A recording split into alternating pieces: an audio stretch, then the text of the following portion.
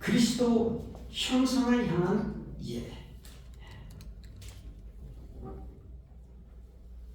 오늘의 본문은 바울 사도께서 갈라디아 교회에 보낸 편지 내용 중에 한 문장입니다. 스데반을 죽이는 데 적극 가담해서 가편 투표까지 했던 청년 사울은 다메섹 도상에서 빛으로 나타나신 예수 그리스도를 뵙고 이방의 복음을 전하는 복음의 전사 바울로 변화되었습니다. 바울은 당시 소아시아 갈라디아에 복음을 전했는데 지금의 터키 수도 앙카라는 이 갈라디아 지방에 속한 중요한 도시 중에 하나입니다. 지금은 트리키아라고 이름을 그렇게 바꿨죠.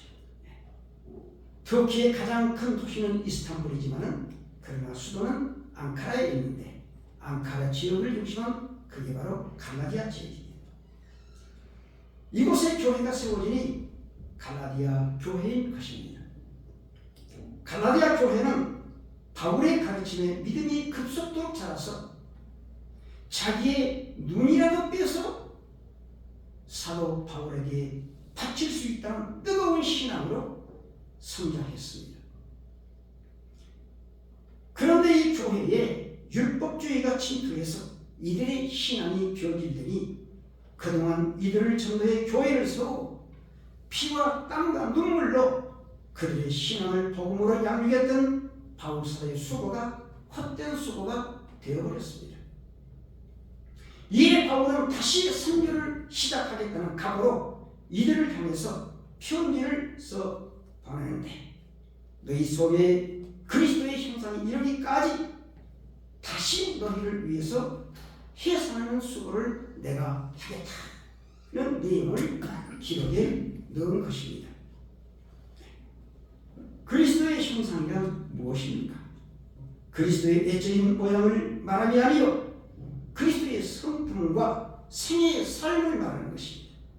그리스도의 형상을 이루어간다는 것은 그리스도의 성품과 생애의 삶을 닮아간다는 것입니다. 너희 안에 이 마음을 품어라. 곧 그리스도의 예수의 마음이 그는 근본 하나님의 본체시나 하나님과 동등됨을 취할 것으로 여기지 아니하시고 오히려 자기를 비워 종의 형체를 가지사 사도들과 같이 되었고 사람의 모양으로 나타나사 자기를 낮추시고 죽기까지 복종하셨으니 곧 십자가에 죽으시리라는 이 말씀은 바울 사도에게 바울 사도께서 빌립보 성도들에게 그리스도의 상품과 삶을 닮아가는 즉 그리스도의 형상을 이루어가라는 그러한 교훈인 것입니다. 그래서 바울은 그 자신도 역시 그리스도의 성품과 삶을 신앙의 표대로 삼고 오직 그 표대를 향해서 쫓아간다. 꼭 이렇게 빌립보 교회 성도를 향해서 말씀한 겁니다. 그리스도의 형상, 즉 예수 그리스도의 성품을 이루어가는 방법은 무엇입니까? 그것은 오직 예배입니다. 첫째도 예배요, 둘째도 예배요, 셋째도 예배인 것입니다. 하나님께 드리는 산지에서 오직 예배입니다. 그래서 바울 사도는 로마에 있는 성도들을 향해서 그러므로 형제들아 내가 하나님의 모든 자비하심으로 너희를 구원하노니 너희 몸을 하나님이 기뻐하시는 산제사로 드리라. 이것이 너희의 드릴 영적 예배니라. 이렇게 로마 교회들을 향해서 말씀하신 겁니다. 하나님께서 죄인을 불러 그리스도의 피로 정결케 해서 하나님의 자녀가 되게 하신 것은 하나님을 위한 예배자로 세우시기 위함인 것입니다. 예배는 예수 믿는 자의 가장 소중한 신앙의 가치이며 하나님을 만나는 축복의 시간입니다. 성도는 예배를 통해 그리스도의 성품을 닮아가며 그리스도의 형상을 예배를 통해 이루어가는 것입니다. 신약의 예배는 구약의 제사에서 비롯되었고 구약의 제사는 곧 신약의 예배입니다. 그럼 구약의 선진들이 여호와께 단을 쌓고 하나님을 섬기며 살아가는 신앙의 모습을 살펴보겠습니다. 첫째, 제2 인류의 조상 노아의 제사입니다. 아담 창조 후 인류의 역사가 시작되었습니다. 10사람의 세대가 바뀌었고 역사가 들이 약 1656년의 긴 세월이 흘렀습니다. 사람이 땅 위에 번성하며 죄악이 세상에 관영했습니다. 하나님은 땅 위에 사람 지으셨음을 한탄하시고 땅에 홍수를 일으켜 심판하셨습니다. 다만 당시의 의인이었던 노아에게 방주를 만들게 하시고 그의 8 식구만이 살아남게 하셨습니다.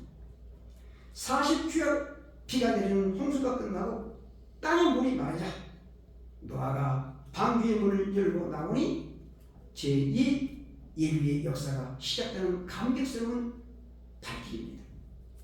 노아는 방주의 문을 열고 나와 땅에 발을 내딛자 여호와를 위하여 단을 쌓고 정결한 짐승과 새를 취해서 번제를 드리니 여호와께서 그 향기를 흠명하시고 언약의 무지개를 구름 속에 두셨습니다. 할렐루야. 아멘. 홍수 후 제2 인류의 역사는 이렇게 여호와를 위한 제사로부터 출발한 것입니다. 다음에 두 번째, 우리 모든 믿는 자들의 믿음의 조상 아브라함의 제사입니다. 노아가 하나님께 번제를 드리는 그때로부터 또 10사람의 세대가 바뀌고 367년의 세월이 흘렀습니다. 하나님께서는 메소포타미아 갈대아 우리에 살고 있는 아브라함이라는 한 사람을 선택해 불러내십니다. 하나님께서 아브라함의 아버지 데라의 마음을 움직이시니 어느 날 데라는 가나안 땅에 가고자 하여 어느 날 데라는 가나안 땅에 가려고 하여 그의 아들 아브라함과 아브라함의 아내 사라 그리고 롯을 데리고 집을 떠나 현재 터키 동남부 하란에 도착해 잠시 머물다 아버지 데라는 그곳에서 죽게 됩니다. 데라가 죽자 하나님은 아브라함을 즉시 불러내십니다. 여호와께서 아브라함에게 이르시되 너는 내 본토 친척 아비 집을 떠나 내가 네게 지시할 땅으로 가라. 이 아브라함이 즉시 순종하여 하란 땅을 떠났습니다. 하나님께서 그의 발길을 인도에 머물게 하신 곳이 오늘의 이스라엘 땅 가나안 땅이었습니다.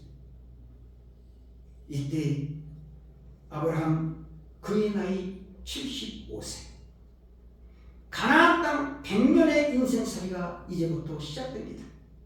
그가 175세에 죽게 돼요. 75세에 가나안 땅에 들어와서 100년을 살게 되는데 저는 이것을 아브라함의 가나안 땅 100년의 목회라고 저는 제 시각으로 바라보았습니다.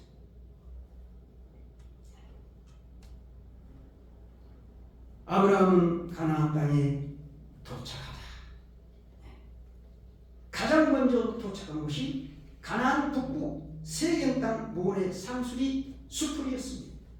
아브라함은 이곳에 도착해서 장막을 치고 여호와를 위하여 단을 쌓았습니다. 다음에 두 번째, 아브라함이 가나안 땅에 도착한 곳은 베델 동편 아이사이입니다. 아브라함은 세겜에서 조금 더 남쪽으로 남하해서 베델 동편산으로 옮겨 장막을 치니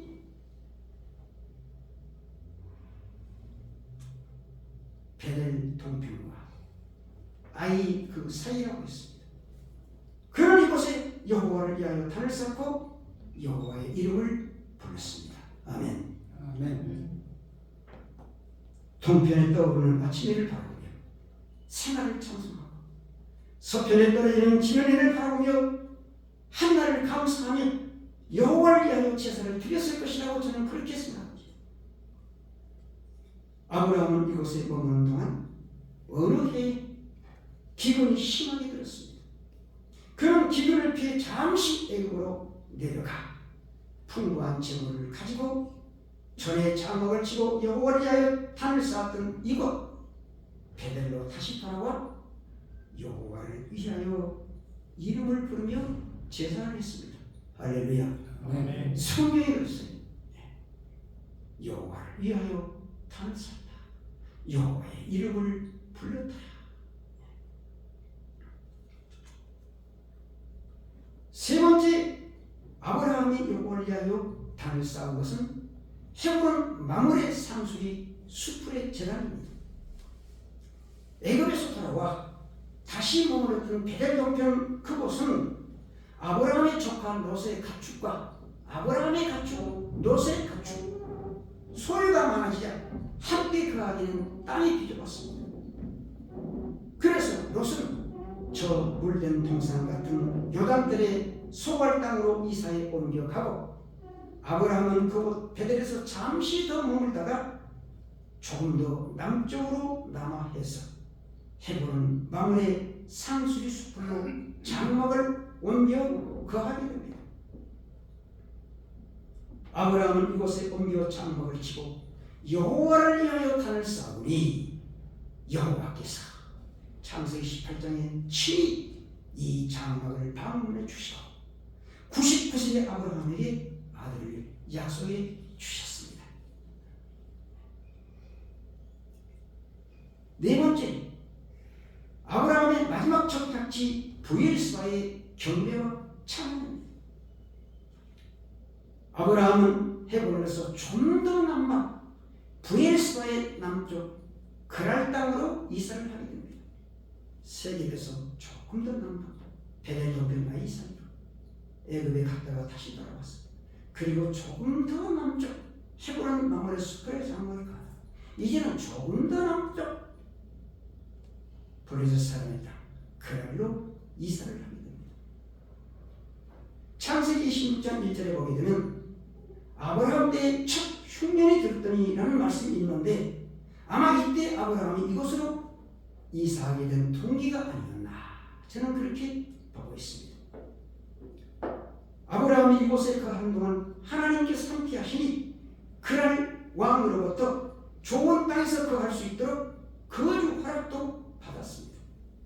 즉 영주권을 받은 것 같은 거죠. 아브라함은 이곳에서 백성의 나이가 되었고 예수 그리스도의 모형이 되시는 언약의 아들 이삭이 이곳에서 출생하게 됩니다. 아멘. 아멘. 아브라함은 이곳에서 우물을 파고 그랄 왕 아비멜렉과 군대 장관 비골이 함께한 자리에서 이 우물의 소유권에 대한 인정을 받아내고 이 우물의 이름을 맹세의 우물, 즉 브엘스바라 하였습니다. 그리고 이곳에 예슬나무를 심고 영생하시는 하나님 여호와의 이름을 부르니 이는 아브라함이 예슬나무 그늘 아래서 여호와께 드리는 경배와 찬양의 예배였다. 저는 그렇게 본 것입니다. 할렐루야. 아멘. 예슬나무를 심고 여호와의 이름을 불렀다. 할렐루야. 여호와께 제사를 드린 결과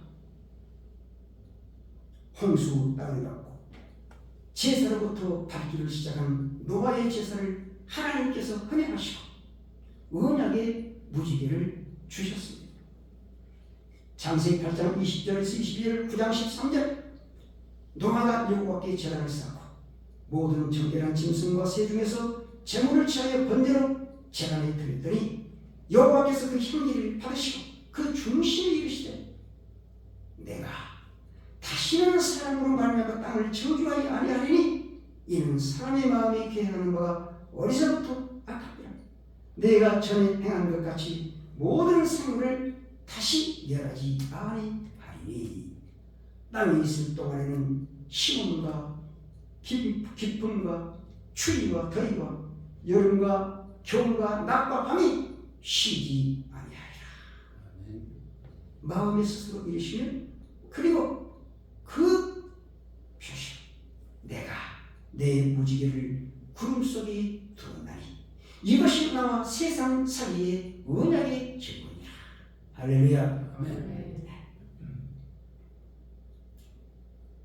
제 이 인생의 걸음을 제사로부터 시작해 평생을 살아간 믿음의 조상 아브라함에게 하나님께서는 예수 그리스도의 모형 되시는 이삭이 태어나게 하셨습니다. 우리 멕시코 한인교회 사랑하는 성도 여러분, 언제 어디서라도 우리가 드리는 예배를 하나님께서 흠양해 주시고 언약의 무지개 주시기를 소망하며 우리가 이 땅에서 하나님께 드리는 오늘의 예배, 내일의 예배, 우리의 평생의 예배를 통해서 우리와 자녀와 후손들에게 그리스도의 성품으로 하나님의 형상을 세워주시는 예수님의 이름으로 축복합니다. 아멘. 아멘. 찬송가 455장